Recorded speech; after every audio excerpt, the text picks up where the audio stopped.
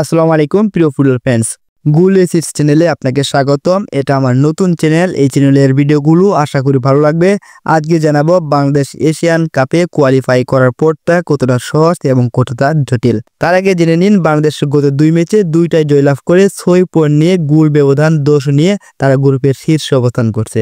অন্যদিকে দক্ষিণ কোরিয়া একই ফলাফল করেছে, তারাও 2 ম্যাচে 2টা জিতেছে এবং 6 পয়েন্ট নিয়ে গোল ডিফারেন্স 10 নিয়ে গ্রুপের দ্বিতীয়তে অবস্থান করছে, যার মানে বাংলাদেশের চেয়ে নিচে অবস্থান করছে। শুধু তাই নয়, দক্ষিণ কোরিয়া এবং বাংলাদেশ আগামীতে মুখোমুখি হবে। শক্তিমত্তার দিক থেকে কে এগিয়ে, অবশ্যই বলতে হবে দক্ষিণ কোরিয়া বাংলাদেশের থেকে শক্তির দিক থেকে এগিয়ে রয়েছে, কেননা দুর্দান্ত অসাধারণ এক পারফরমেন্স করেছে। এই দিক থেকে বলাই যায় বাংলাদেশের জন্য একটু টাফ হবে, কিন্তু যদিও শক্তিশালী দল দক্ষিণ কোরিয়া, তারপরও বাংলাদেশ ছেড়ে দেওয়ার পাত্র নয়।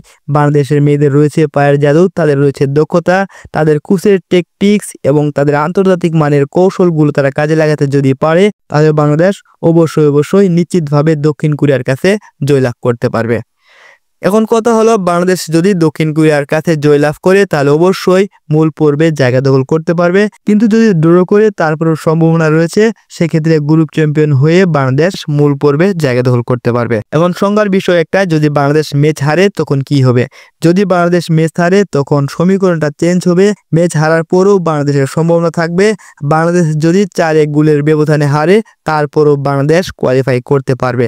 কিন্তু যদি বাংলাদেশ গ্রেট ব্যবধানে হারে, অর্থাৎ এক ম্যাচে 5টিরও বেশি গোল বরণ করে, সেই ক্ষেত্রে বাংলাদেশ কোয়ালিফাই করা খুবই কঠিন হবে।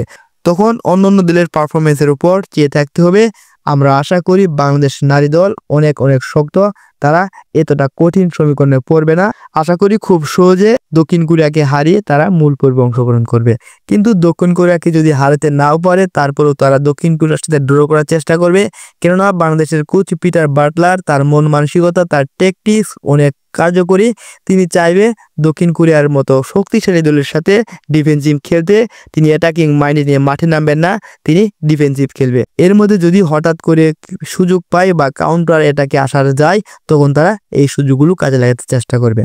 সবচেয়ে বড় কথা হলো, এখন আর বাংলাদেশ কোনো কঠিন প্রতিপক্ষকে ভয় পায় না। তারা মাঠে নামে এক বুক স্বপ্ন নিয়ে, আত্মবিশ্বাস নিয়ে। মেয়েরা একে অপরকে বুঝে কোচের ট্যাকটিক্স গুলো কাজে লাগানোর চেষ্টা করে।